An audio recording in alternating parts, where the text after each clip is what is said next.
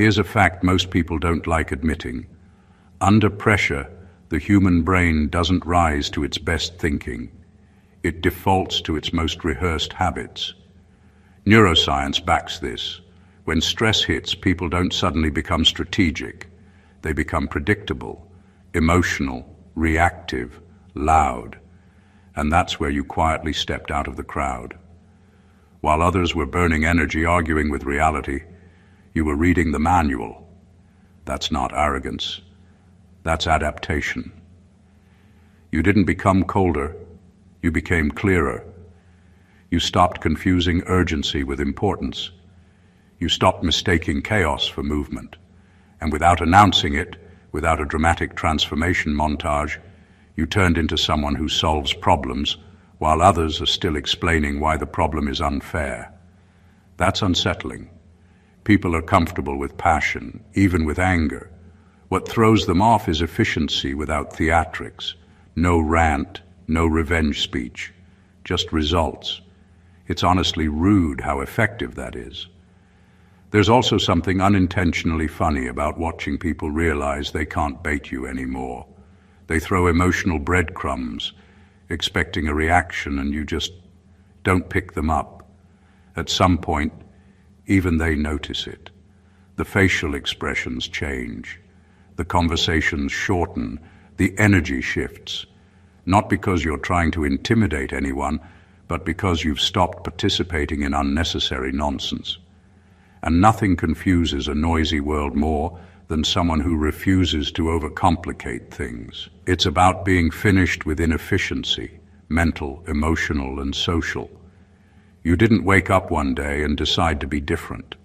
Life trained you. Pressure refined you. Repetition hardened your thinking. Now you move with a kind of quiet certainty that doesn't need permission. And that's why they're gasping. Not out of fear, but out of sudden awareness. They're finally dealing with someone who doesn't argue with problems. They end them. Number one, you don't react emotionally because emotions are no longer where you solve problems. At some point, you realize that reacting emotionally wasn't strength, it was delay. Not because emotions are useless, but because they're slow. They take time to settle, time to explain themselves, time to be validated. And life doesn't wait for any of that. So without making a big announcement, you stopped letting emotions sit in the driver's seat. You still feel things. You're human. But you no longer build decisions inside those feelings. You extract the information and move on. That's the part people don't understand.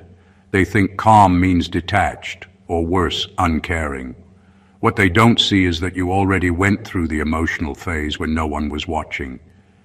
You've cried in private, wrestled with disappointment, replayed conversations in your head at 3 a.m., and come out the other side with clarity.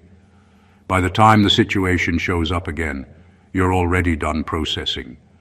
To them, it looks like you're cold. In reality, you're finished. Emotional reactions used to cost you time. They pulled you into arguments that went nowhere and explanations that changed nothing. You noticed the pattern. Every time emotions led, solutions stalled, so you made a quiet switch. Now, when something happens, your first instinct isn't to defend, complain, or explode. It's to ask what can actually be done. That shift alone puts you in a different category. People around you still expect the old version, the one who would react, explain, or get visibly affected. When that doesn't happen, they feel off balance. They keep talking, adding pressure, raising their tone, hoping to trigger something familiar. Nothing comes. You're already working on the fix while they're still processing the feeling. This isn't emotional suppression. Suppression leaks. This is emotional efficiency. You let emotions do their job quickly and then step aside. That's why your responses feel clean, your decisions firm, and your presence heavier than your words. You're not trying to prove anything. You're just solving what's in front of you. And when people finally notice, it hits them hard. You're not playing the emotional game anymore, and that changes the entire dynamic. Number two, You treat crises like raw material, not personal attacks. Most people experience a crisis as something that happens to them. It feels insulting, unfair, almost targeted. Their first response is emotional self-defense, anger, blame, panic, or a long explanation about why this shouldn't be happening. You moved past that stage. Somewhere along the way, you realized that taking a crisis personally wastes the one thing it actually offers: usable information. So instead of flinching, you started paying attention. When something breaks, your mind doesn't rush to protect your ego. It goes straight to assessment. What failed? Why it failed? What this failure exposes? You treat the situation the way a mechanic treats a broken engine, not as an attack, but as a system revealing its weak points. That alone puts you ahead, because while others are still offended, you're already learning. This approach didn't come from comfort. It came from being forced to deal with problems repeatedly, often without support. After a while, you noticed that reacting emotionally never fixed anything. It just added noise. The moment you stopped asking, "Why is this happening to me?" and started asking, "What can I use from this?" everything changed. Pressure stopped feeling like punishment and started feeling like input. That's why crises don't paralyze you. They sharpen you. You break them down into parts, strip out what's useless, and keep what helps you move forward. Other people see chaos. You see structure trying to emerge. And that difference shows in how fast you recover and how little drama follows you. To outsiders, this can look unsettling. They expect outrage, fear, or collapse. Instead, they see focus. They're venting while you're adjusting. They're still narrating the disaster while you're quietly redesigning your next move. It creates an uncomfortable gap. They feel exposed because the crisis that overwhelmed them barely slowed you down. You're not immune to stress. You're just no longer impressed by it. You don't deny the difficulty. You deny it control over your thinking. Every crisis becomes material for refinement, not proof of failure. And once people notice that problems don't weaken you but feed your growth, they realize something important has shifted. You're not surviving situations anymore. You're using them. Number 3, you stopped seeking fairness and started engineering outcomes. Most people are obsessed with fairness. They measure every situation by whether it aligns with their sense of justice, whether someone got what they deserve, or whether the rules were applied evenly. It sounds noble, but in reality it's a trap. Chasing fairness keeps you reactive, waiting for external forces to align before taking action. You broke free from that mindset. Somewhere along the way, you realize fairness is not a tool, it's a distraction. What actually matters is results. What actually matters is control over the end game. You don't wait for the universe, for people, or for circumstances to be just. You see the raw mechanics of the situation, the variables, the weaknesses, the levers, and you manipulate them. That's how you turn an impossible-looking scenario into a solution. While they're stuck counting who's right and who's wrong, you're already reshaping the outcome to your advantage. They panic because fairness is all they understand. You operate in results, and results aren't bound by morality or expectations. This shift didn't happen overnight. It came from repeated experiences where fairness failed you. People lied, rules bent against you, and life gave you consequences without rhyme or reason. And every time you learned one brutal truth: waiting for fairness will get you crushed, but engineering outcomes will get you free. You stopped asking for approval, validation, or even acknowledgement, because you realized the world rarely distributes justice evenly. You started asking one question instead: how do I get to the result I need with what I have right now? That mindset makes you uncomfortable for others without trying. They still argue, debate, or complain, hoping to invoke fairness. You quietly move the pieces on the board. They're shocked because they expected reaction.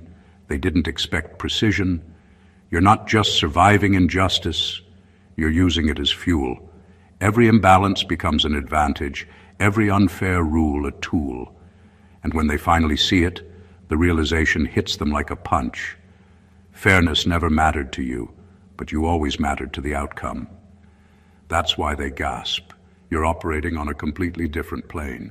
Number 4, you don't need to be understood to be effective. Most people live their lives desperate to be understood.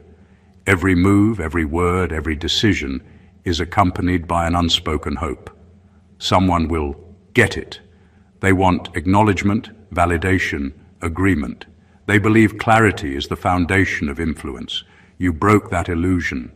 Somewhere along the way, you realized that understanding is optional when execution is undeniable. People don't need to grasp your reasoning to feel the impact of your actions. Results speak louder than explanations ever could. This is why your presence unsettles them. They're still stuck on the idea that persuasion and explanation are necessary to lead or influence. You, on the other hand, operate without that crutch. You act decisively, solve problems, and shift outcomes, regardless of whether anyone fully sees your method. They expect dialogue, debate, or approval. You offer none. They try to question, challenge, or control, but your effectiveness isn't contingent on their comprehension. That silence, that unbothered motion, they misread it as weakness. In reality, it's precision. You don't spend time justifying, rationalizing, or defending. You analyze, plan, and execute. Their confusion doesn't slow you. Misinterpretation doesn't derail you. They can mislabel you, misjudge your intentions, even misunderstand your end game. But the results arrive exactly as you designed them. That gap between expectation and reality creates tension, a kind of invisible pressure that makes your presence heavier than your words. They gasp because they realize their perception is irrelevant to your progress. You're proof that influence and efficiency don't require consensus. This approach didn't come from arrogance, it came from necessity. After being misunderstood too many times, after seeing people argue over your motives instead of addressing the problem, you stopped investing in approval. You stopped letting comprehension dictate action. You learned that control, impact, and results exist independently of being understood. And once you accepted that, you moved into a space almost nobody else dares to occupy. A space where effectiveness becomes its own language, and everyone else is left scrambling to translate. They're gasping because they can't read you, can't predict you, and most of all, can't stop you. Number 5, you removed ego from decision-making, and it made you dangerous. Ego is subtle. It hides behind pride, insecurity, stubbornness, and even ambition. Most people think ego is strength. They confuse being unshakable with being immovable. You realized it's the exact opposite. Ego clouds judgment, slows reaction, and makes decisions personal. It turns solutions into battles and outcomes into status points. You decided to strip it away. You stopped letting identity, pride, or fear of being wrong dictate your choices. The moment you did, everything changed. Without ego, you became fluid. You can pivot without shame, concede without loss, and strike decisively without hesitation. Situations no longer dictate your emotional investment. They dictate your strategy. That's why you're unpredictable. People who rely on reading reactions, manipulating pride, or triggering defensiveness can't touch you anymore. There's no trigger, no handle, no predictable pattern. You respond only to reality, to logic, and to results. That's why they start gasping. They're encountering a version of you that doesn't exist in their playbook. Being free of ego doesn't make you careless or cold. It makes your decisions sharper. You don't get caught in imagined slights or imagined stakes. You can absorb criticism, rejection, or failure without them becoming emotional obstacles. When others spiral because of perceived disrespect or imagined threats, you stay functional, focused, and calculating. That creates a quiet, almost uncomfortable dominance. People sense it even if they can't name it. They feel the weight of someone who doesn't care about appearances, approval, or being right. This isn't learned from books. It's learned from experience, when you've been burned, underestimated, or cornered, and you see how ego costs more than it gains. The clarity comes from seeing the advantage in detachment. Ego becomes a liability. Removing it doesn't just make you effective, it makes you dangerous in the purest sense. Dangerous not because you want to harm, but because nothing can stop you from taking action when action is required. And when people finally realize this, they can't reconcile it with their expectations. They're stunned, caught in disbelief, and gasping because the version of you they knew, reactive, defensive, predictable, is gone. The new version doesn't just move. It dominates quietly, efficiently, and without apology. Number 6, you learned faster by losing than they ever did by winning. Most people think winning teaches strength. They think success builds skill, confidence, and wisdom. It doesn't. Winning often blinds you. It lulls you into repetition, comfort, and overconfidence. You learned the opposite. You learned that losing is the real teacher, and it teaches faster, harder, and with more clarity than any victory ever could. Every setback exposed a flaw, every failure revealed a blind spot, and every mistake handed you raw, unfiltered knowledge that no success could replicate.